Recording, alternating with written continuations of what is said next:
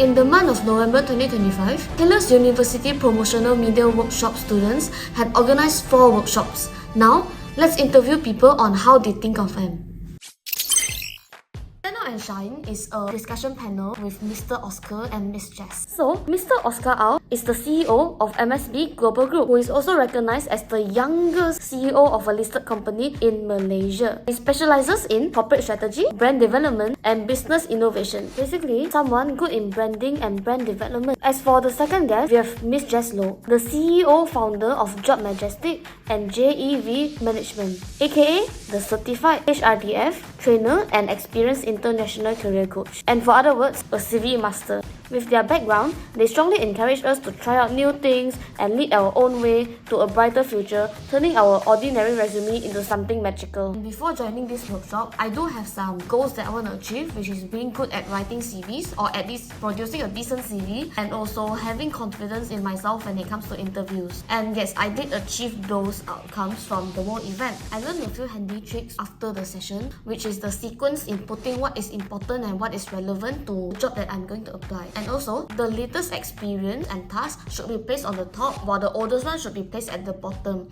Also, they heavily encourage us to practice the art of hard selling ourselves. And one thing that I remember quite particular is that Mr. Oscar let us know this particular CV interesting is that they have numerical numbers. When a CV has numerical numbers, like I won 50 awards in like 2 years. This can show the interviewee that I have experience and have the capability to do something. So numbers will help us stand out more compared to other CVs. Secondly, which is to accept our own weaknesses. And personally, I feel like it's a good advice because everyone does mistakes, everyone have their own weaknesses. And this is a part of growing up. When you conduct mistakes, you grow up.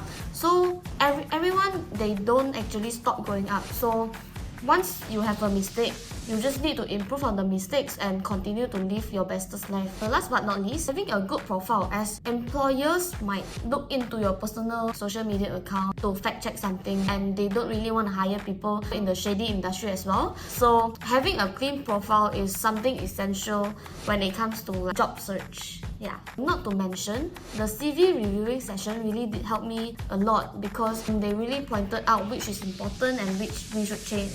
So I find that quite beneficial as well. Yeah. So, the Speaking Factory.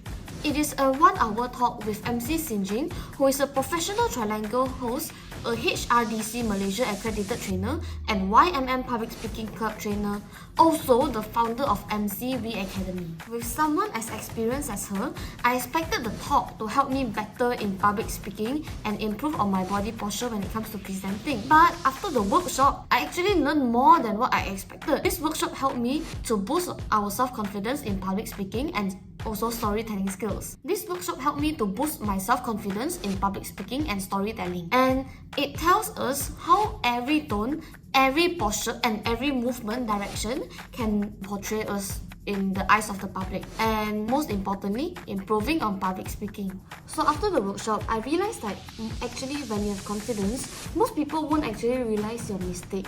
So one example given by Miss Xing is that she once said semalat instead of selamat in a big event, but actually no one really noticed it until one of her students kept repeating, and then like boom, only she realized that something is wrong.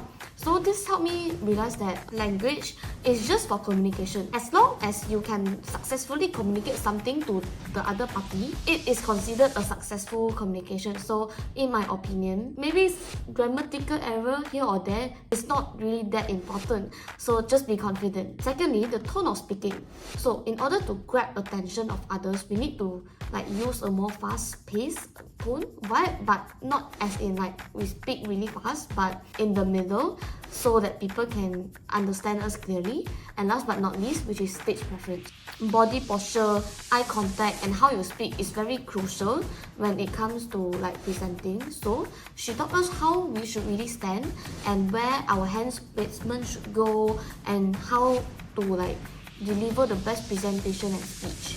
So when it comes to speaking, part of the speech I find quite interesting is that she let us to practice the diaphragm thing, where she can help us to pronounce and speak better. So I find that quite useful and something new as well. And one thing on the side, she mentioned about MBTIs as well, where I find interesting too, because she said that in the future when we work, we need to find someone who complement each other, and the example she used is with MBTI. So yeah, let's be re-AI. So this is a talk with a guest speaker named Daniaram, who is also the founder of Cube Media and CEO of Social Analytics, Sendram Berhad. So what shook me the most was that the years of experience that he had accumulated, and even once being the consultant to the Deputy of Minister of Education, which I find quite cool. When I was looking at the posters, I expected to learn things related to AI in communications and marketing. Know how would this industry become, and whether will it replace my future career, which is PR practitioners.